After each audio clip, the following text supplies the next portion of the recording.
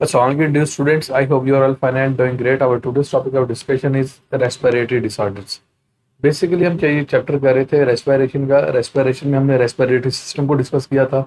We discussed about the different components of the respiratory system which includes nostrils, nasal cavity, pharynx, larynx, trachea, bronchi, bronchioles, alveolar duct and alveoli. We have discussed about all these components and their functioning. Basically हमने respiratory system के जितने components हैं ना उनको one by one discuss कर लिया हुआ है। अब बच्चे क्या हो कहते हैं उनकी वर्किंग को भी क्या डिस्कस कर लिया। अब एक याद रखिए कोई भी सिस्टम है जब वो स्मूथ चलता है ना तो उसमें कोई ना कोई abnormality, कोई ना कोई प्रॉब्लम आती है। अब यहाँ पे जो हम देखेंगे ना, हम रेस्पिरेटरी डिसऑर्डर्स देखेंगे कि जो डिसऑर्डर्स हैं, जो प्रॉब्लम्स हैं वो क्या हैं, कैसे हैं, किस तरह है। प्रॉब्लम से मुराद कोई डिजीज वगैरह। सबसे पहले बात आती है ब्रोंकाइटिस। अब जरा ब्रोंकाइटिस पे गौर करें तो हमने, अगर आपको याद हो, ये हमें टर्म मिलती जुलती लगती है ब्रोंकाई से। तो अगर आपको याद हो, जब हमने रेस्पिरेटरी सिस्टम की बात की थी, हमने वहां पे बात कर दी थी कि जी ट्रेकिया जो या विंड पाइप है वो डिवाइड करके दो ब्रोंकाई बनाता है, ब्रोंकाई आगे डिवाइड करके ब्रोंक्यूल्स में कन्वर्ट कर देता है। मैं आपको डायग्रामेटिकली शो कर देता हूँ, इसको देख लें। अब ये ट्रेकिया नीचे की जानब आ रहा है और ट्रेकिया डिवाइड करके ये ब्रोंकाई बन गया। क्या बन गया? Bronchi in each lung. अब आगे ब्रोंकाई डिवाइड करके क्या बना रहा है? ब्रोंक्यूल्स। अब इसको रीड करते हैं। जब हम बात करते हैं ना, ब्रोंकाई मींस इन्फ्लेमेशन, स्वेलिंग। ये इन्फ्लेमेशन है, स्वेलिंग है इन ब्रोंकाई और ब्रोंक्यूल्स। या तो ब्रोंकाई की या ब्रोंक्यूल्स की क्या हो सकती है? इन्फ्लेमेशन है। और स्वेलिंग भी हो सकती है, वो ब्रोंकाई की भी हो सकती है, ब्रोंक्यूल की भी हो सकती है। In bronchitis the inner space of the bronchiole decreases. अब ब्रोंक्यूल क्या है? डायग्राम में देखें,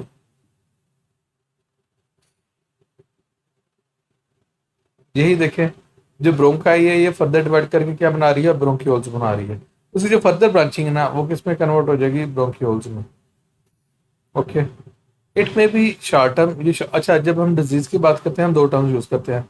one is acute, other is a chronic.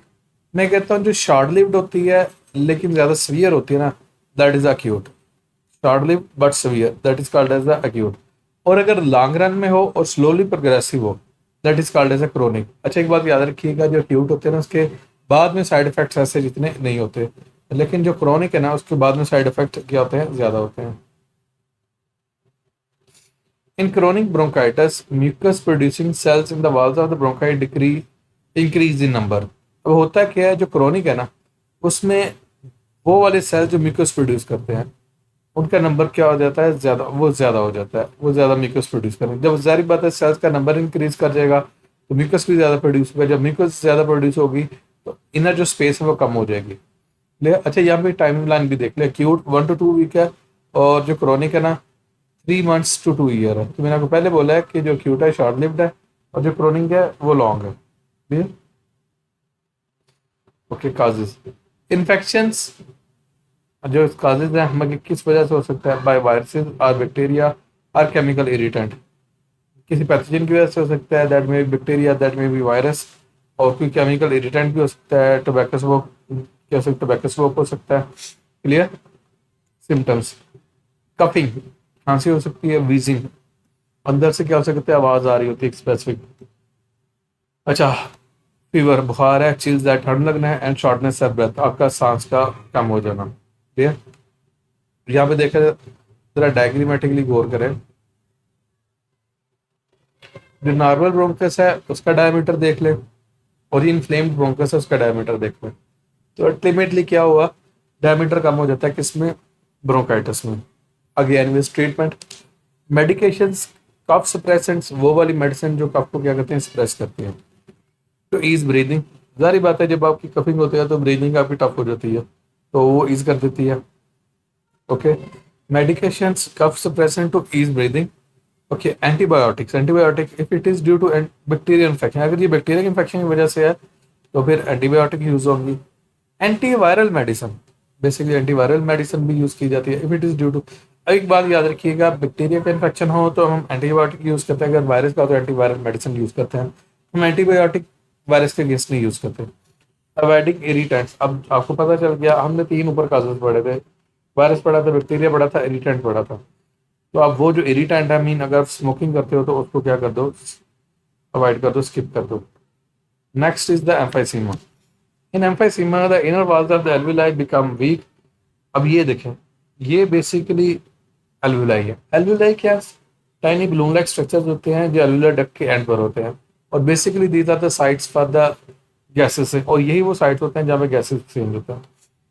Okay, in emphysema the inner walls of alveoli become weak and then rupture. वो weak हो जाती है और क्या हो जाती है, रप्चर कर जाती है। दस, अब बेसिकली फर्ज कर ले आपके पास 20 एल्विलाई हैं, छोटे छोटे हैं। अब वो 20 ब्रेक कर जाएंगे, लेकिन बाद में वहां पे 2 से 3 लार्ज बन जाते हैं।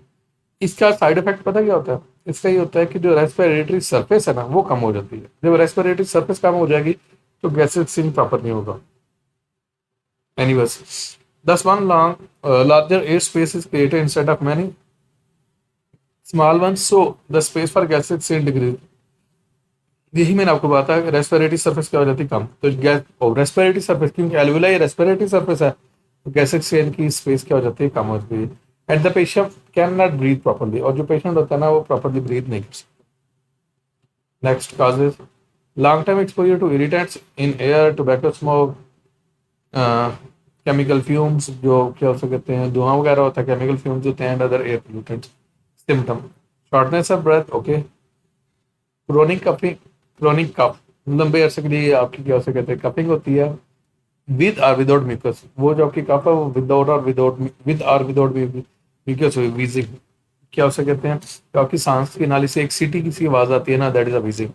एंड चेस्ट टाइटनेस, और आपकी चेस्ट भी क्या हो जाती है, टाइट हो जाती है। Treatment, medicine to relieve cough and breathing problem. Emphysema can not be cured completely, इसको कम्प्लीटली क्योर नहीं किया जा सकता। क्यों, आपकी एल्विलाई डैमेज हो गई है। जब एल्विलाई डैमेज होगी then it will become difficult to control this thing.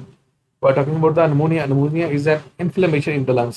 अगर आपके लंग्स के अंदर इन्फ्लेमेशन हो जाए ना, अब वो किसी वजह से हो सकता है, और उसमें खास तौर पे क्या, अगर एल्विलाई का इन्फेक्शन हो गया, और वहां पे क्या होगा, 2000 फिल्ड विद पस, और आपके जो एल्विलाई हैं उनके अंदर पस फिल हो जाएगा। ये क्या हो जाएगा, आपके निमोनिया में हो जाता है। क्लियर। अब काजेज क्या, infection by bacteria, viruses and fungi. Basically एक टर्म मैं यूज करता हूँ, pathogen, disease causing agent is called as a pathogen. अब यहाँ पे जो इन्फेक्शन है ना वो डिजीज काजिंग एजेंट है, बैक्टीरिया, वायरसेस और फंजाई है। क्लियर। ओके, नेक्स्ट सिम्टम्स,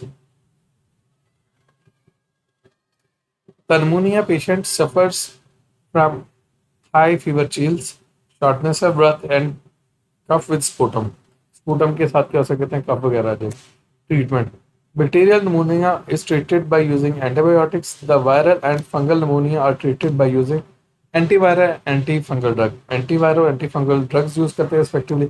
सीधी सी बात है, अगर क्या है वायरस का इन्फेक्शन है तो एंटीवायरल आप यूज करोगे, और अगर फंगस का है तो एंटी फंगल ड्रग्स यूज करोगे। डिपेंड करता है कि पैथोजन कौन सा है, जो पैथोजन होगा उसकी अकॉर्डिंग वही वाली उसकी क्या की यूज की जाएगी, मेडिसिन यूज की जाएगी। Clear. Next, bacterial vaccine are also available. अब जो नमूनिया की ना वैक्सीनेशन वगैरह भी आ गई है। अच्छा, एक बात याद रखिए, जब हम डिजीज की बात करते हैं ना, एक हम जो कहते हैं ना वैक्सीन, वैक्सीन ट्रीटमेंट से अलग चीज है। वैक्सीन होती है डिजीज होने से पहले, जो प्रिवेंटिव मेजर है, कि आपको वीक जर्म्स एंटर कर दिए, आपका इम्यून सिस्टम एक्टिव हो जाएगा, तो अगर पैथोजन आता भी है तो उसको किल कर दिया जाएगा।